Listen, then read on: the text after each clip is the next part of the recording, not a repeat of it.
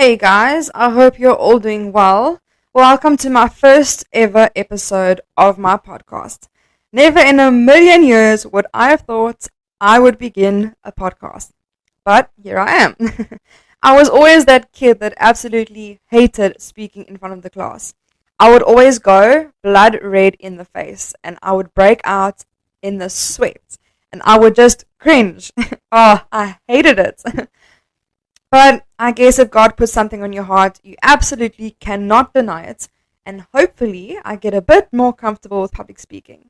It's funny how God always pushes you into situations that's way out of your comfort zone. But how else would you go? And, praise God for growth and lessons, right? So, for my first episode, I want to share a bit of my background, why I started this podcast, the main goal of my podcast, and the three main things I focus on when it comes to caregiving. Okay, well, I'm just going to jump straight into it. So a little bit about me. I am a South African girl with an American address. I was born and raised in South Africa, and about 5 years ago, my family and I moved to the USA to get better treatment for my mom, as she has lupus. South Africa does not have any medication registered to treat lupus itself, only for the symptoms. And my mom felt so sick that we had to make that difficult decision to sell everything, pack our bags, and head to America. I have a little baby boy who is just over 2 years old. My rock star of a mom is Susie van der Walt. Some of you might know her as Susie Eagles Flight or as the founder of Lupus South Africa. She's had lupus for 17 years now, and I am her primary caregiver. My dad is also my mom's caregiver, but he obviously has to spend most of the day working, and also he's a grandpa now, and he's feeling all the aches and pains and all the things that grandpa life throws at you. So I gotta make sure he's okay too. We all actually make sure that we are all okay, and I love my family for that. So when I think it was 7 years old, my mom was diagnosed with lupus, and since she was diagnosed, she did a lot of research about lupus and how to treat it. And the one thing she found out was that there was a treatment for lupus patients, just only not in South Africa, where we lived, where our home is. It was in other countries, like America, and in Miami, Florida, is where the best lupus clinic in the world is. So twice a year, my mom and my dad would travel to America, and her being the first South African lupus patient to ever receive this treatment. So that carried on for about 3 years until I was in grade 10, so I was 16 years old. We were not able to afford, number one, traveling anymore in and out of America, and number two, the treatment and the shipping it into South Africa. It was at this point where my mom's lupus just took a very hard turn because she wasn't receiving the treatment she needed. That was only in America. And she fell bedridden for a constant 2 years.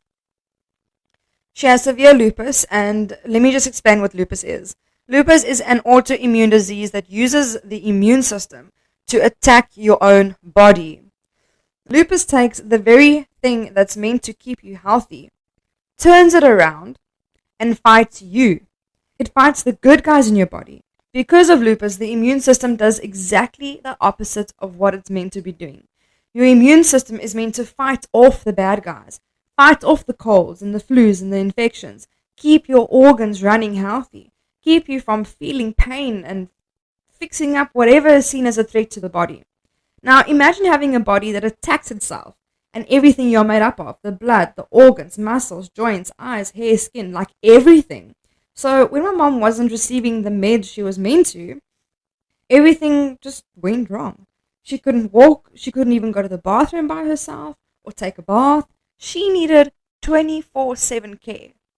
I'm not over-exaggerating here. My dad and I actually took turns sleeping to make sure she doesn't stop breathing, because that happened a few times too. I can't count the amount of times my mom had to go to hospital or we had to call the paramedics. It was like every time the paramedics came, we had a family reunion or something because we got to know them so well through all the times that we had to call them. Within those 2 years of my mom being bedridden, she had 3 strokes. She had to get revived 3 times. She had a very, very bad fall that actually led to her concussion. And her skull actually cracked. So the amount of pain this woman experienced is unimaginable. My dad and I were basically just trying to keep my mom alive for 2 years straight, because there comes a time where the doctors and ER people are like, I'm sorry, ma'am, there's nothing we can do for you anymore. You know, there's only that much medications and operations and all of that can do. And we couldn't afford a home nurse or caretaker. Never mind that at the time, lupus was a very rare disease, and for a flip, we would put her in a hospice or caregiving home. Because let's just face it, it's sometimes, unfortunately, very difficult to find someone that is good at what they do, or cares enough to go to the extreme for someone, which my mom needed. There were countless nights in ICU where my dad and I are waiting outside the doors, waiting to hear if she made it or not. I think there were about 3 times, if not more, where we actually called the family and said, okay, come say your goodbyes. There were countless nights that my dad and I took turns doing CPR and chest compressions. I remember the one time the paramedics came, the only lady of the group was kneeling on my mom's bed over her head and just trying to wake my mom up, talking to her and, pushing her face and, not slapping her cheeks, but just like, hey, wake up. And we all just thought, okay, it's time now because she's not waking up. And the next moment, my mom's eyes just opened. She didn't say anything. She didn't even blink, I don't think. They just opened. And the paramedics lady told us afterwards that she did not expect my mom to make it. And she was already beginning to think how she's going to tell us my mom is no longer with us. Me thinking back on this, it's crazy. To me, it sounds like a movie. It sounds like, is this even possible? Did we really go through that? But thank goodness my mom's in a better place now. So anyway, I'm saying all this because I really don't think that my family is the only family that has gone through this or even going through this. Maybe this is your sign that you're not alone. And guys, if you would like to share your stories, please DM me on Instagram. My handle is @throughtheeyesofacaregiver. I would love to hear what other families go through with a loved one that needs caregiving. So now that we're in America, my mom is doing so much better. She does obviously still have her off days and still needs help every day, but that's just lupus. The lupus is still there. Just her quality of life is a lot better. So praise God for that. Amen. So next, I want to share why I started this podcast. So since my family and I moved to America, Una van Rijn, which is the founder of Andrea's Gift Foundation, contacted my mom and told her that wherever she looks, all she sees is Lupus South Africa, Lupus South Africa, Lupus South Africa. Because Lupus South Africa is the first lupus support group in South Africa since about 15 years ago. And she thought she's just going to reach out and see what happens. So, Andrew's Gift Foundation is also a non-profit organization that serves the lupus community in South Africa as well, just in Cape Town. And my mom was based in Krugersdorp, Gauteng. And the story to how Andrew's Gift started is actually so amazing, but I think I will talk about that on a different episode. And ever since then, Lupus South Africa and Andrew's Gift Foundation joined forces to better serve the lupus community in South Africa. They both do a lot of patient care. There's groups on Facebook and WhatsApp, and they both have social media pages where any patient can ask anything. There's a medical professional to help. They do awareness and events, and they educate patients through social media, as well as conferences and patient coffee, lunches, and they just go above and beyond for their members of their organizations, especially the patients. And I'm also so honored and blessed to be part of both since about 2 years ago. I've always helped my mom as far as I could, being young and having school, etc. But officially was since about 2 years ago. I don't have lupus myself, but I volunteered to handle all the kids' social media and create educational content for both organizations. My mom and I both live in America, but work in South Africa. And that's only through the power of social media. So my mom, Susie van der Walt, or Susie Eaglesflight, is also part of the World Lupus Foundation, which is based in USA. So during my time fully committing myself to the lupus community, we realized that lupus patients don't really get that much support from family. And that's sad, which can make their lupus journey very challenging. And mainly because the families aren't educated enough on the disease, or they don't know how to care for their loved ones. They just don't know. So we really saw a gap that needed to be filled. So that is how I came up with the idea of starting a podcast for the caregivers. I am one, so why not share my knowledge and my experiences and how I figured stuff out, and why not? And this podcast doesn't only have to be specifically for caregivers or family members of lupus patients, but anyone that is a caregiver to anybody that needs it. So my goal is to help the people that are in need of caregiving by educating the people around them and also helping the caregivers themselves. If you guys have any questions or something you would like me and a guest to chat about, please DM me and we will put it into a podcast. So, the 3 main things I focus on when it comes to caregiving is ask questions, take initiative, and constantly reassure. So let me start off by explaining what I mean when I say ask questions and how I do that. I ask my mom probably 1 million questions every day. I try and understand in what state her body is so that I know how I can help her on that day. When I see her first thing in the morning, I ask, "Hello, Mama, how are you feeling?" Then she would tell me, okay, her back hurts. Then we would try to figure it out together, okay, what is causing the back pain? What home treatment we can use to try to make it better? If she tells me her shoulders are spasming, then I know, okay, I need to massage her shoulders for the spasms to release. Does she need an extra pain ball or an extra anti-inflammatory?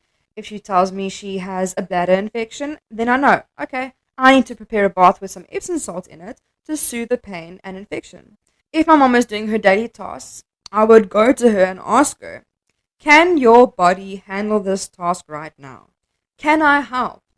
And I actually ask her, please explain and tell me how I can help you with this task to make it easier for you.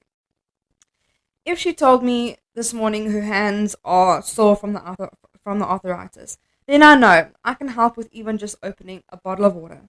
If she tells me she's feeling exhausted, then I know, okay, make sure I help where I can so that she doesn't have to overexert her body. And so I carry on my day asking 1 million questions, making sure I know how she is feeling and how I can help. Even if I have to just tie her shoelaces or pour a glass of water or open up the shower tap, or if that means helping, then do it. And I just wanted to say, sometimes we do have to turn to natural medication or home treatments and remedies because some doctor's appointments are only in like 3 or 4 weeks or 2 months, especially when it comes to lupus patients, because to handle lupus, they have to go to a rheumatologist and their appointments can be fully booked because there's not many rheumatologists versus any other type of doctor. If we can help her like right now with all the natural stuff, then we definitely turn to natural medication and home remedies. Unless it's an emergency, then you should definitely rush to hospital. Okay, now I'm going to explain what I mean when I say take initiative. So why I say take initiative is because most lupus warriors or patients of any illness feel extreme guilt when they are unable to do daily tasks, because they feel they are dumping all their responsibilities on the family that already has their own responsibilities. This leads to lupus warriors not wanting to ask their families to do the things they were meant to do because of the guilt they feel, which leads them stressing about the tasks that needs to be done, which causes their lupus to flare up, because that's what lupus does. It flares up when their stress levels are up, which means they fall even more sick than what they already are. And I can imagine something similar with any other illnesses too. So I try to eliminate and nip this in the bud from the beginning. Now, this is where all the questions come in handy. I would ask even sometimes the day before, what are your plans for the next day? Then I know how I can plan my day to make sure all the chores in the house gets done, hers and mine, and I would just do it without telling her so that I can eliminate her feeling guilty to even ask me. And it takes a load off of her shoulders when she sees something is finished, which eliminates stress and there's more opportunity for her body to rest and get better. Which leads me to constantly reassuring them. Having an illness can often lead patients to feeling like a burden to everyone around them due to their bodies not being able to do housework, attending events or family gatherings, constantly being ill because illnesses and diseases never, ever, ever take a break. And they don't want to seem like they are complaining the whole time, but they can't help feeling so ill every day. It's not their fault. So I constantly reassure my mom, it's okay, I understand. You did not choose to have lupus, and no one can help your body feeling the way it does. And I can see every day that despite how you are feeling, you still wake up, you get dressed, and you start your day. If it was me, I don't think I would be here today. Quite honestly, I would have given up a long time ago. Trust me. And I tell her, I would rather take on your responsibility and work that little bit harder and do more things than the average family member would do, just so that I can have my mom alive with me. I know it sounds a bit dramatic, but it's the utter truth, guys. And I reassure her, it's okay. It is absolutely okay. No one is upset or disappointed. In fact, quite the opposite. We are so proud of you for not giving up, for tackling lupus head on, and for always being there for us, even though you have so much to handle already. I love you, and don't worry. Please don't worry or stress. I got it. And yeah, that's just a small example of how I constantly reassure. And I hope this can help someone out there. If this podcast helps one person, then I'm happy. And you know what? Even sometimes when I feel like I don't have everything under control and I can't complete her and my tasks combined, I still try my absolute best. And I still make sure I don't say things that might make her feel guilty, even if it is unintentional. Because, we might say, oh, damn, I'm seriously tired today. Or, gosh, today was a rough day. Oh my word, I'm feeling so overwhelmed with all of this stress. And you know how we can carry on. So I try my very best to think ahead before saying that, because I don't want my mom to feel, oh wow, I caused all that on her. Now she's feeling overwhelmed. Now she's not going to be able to cope tomorrow, and I'm fine. I'm fine. I don't have lupus. I am a perfectly healthy human being just trying to help my mom. And yes, I can complain I'm tired and this and that and my legs hurt or whatever, but you know what? I can handle it. If I had to think, if I was in her shoes, would I still be alive? Would I still be here? Would I be able to would I still be able just to walk to the bathroom with the pain that she has right now? Would I be able to do that? I don't think so. Honestly, I would not. I think I would have given up, like I said, a long time ago. I really would have. But yeah, that's why I just watch out for what I say, because, I really don't want her to feel guilty. I mean, it's not fair to make them feel guilty either, because it's not their choice, it's not their fault. So yeah, it can definitely be overwhelming for the family member too. And during that, we can just blurt things out without realizing how it might make someone else feel. And I'm not saying it be like, you know, say, oh gosh, I had such a bad day, it's your fault, wada wada. Just sometimes even just sitting there saying, oh my word, I'm so tired. Like, yes, you, your intention is like just saying that you're tired because you're having a conversation or whatever, but it can make the person feel guilty. And guilt and stress is one of the main reasons for a lupus flare up in lupus patients. So, yeah, another way I mean by constantly reassuring is reassuring yourself. Reassure yourself it's going to be okay. What you're doing is helping someone else's life. And what an honor it is that God trusts you to help that person in need. And you know what? Sometimes we don't know what the hell to do. Sometimes we're like, you know what, Lord, what's going on? Why are we here? Why is she sick? Or why is he sick? Why are they going through this? Why do they have to experience that pain or so much illness? And you just feel like you're overwhelmed and you have all these question marks around you. And just reassure yourself it's going to be okay. If it's not okay, it's not the end. And guys, pray. Pray. Sometimes the only thing you can do in that moment is pray. I think tell yourself, listen, it's going to be okay. We're going to get through this. They're going to get better. If there's no cure for whatever they have, at least we know it can get better. They can have a better quality of life, and it will get there. Okay, so just to recap, number 1, ask questions. Number 2, take initiative. And number 3, constantly reassure. And like I said, I hope this episode can help at least one person out there. If it helps just one person, then this is all worth it to me. Thanks for listening, guys, and I will see you at my next episode. Okay, bye.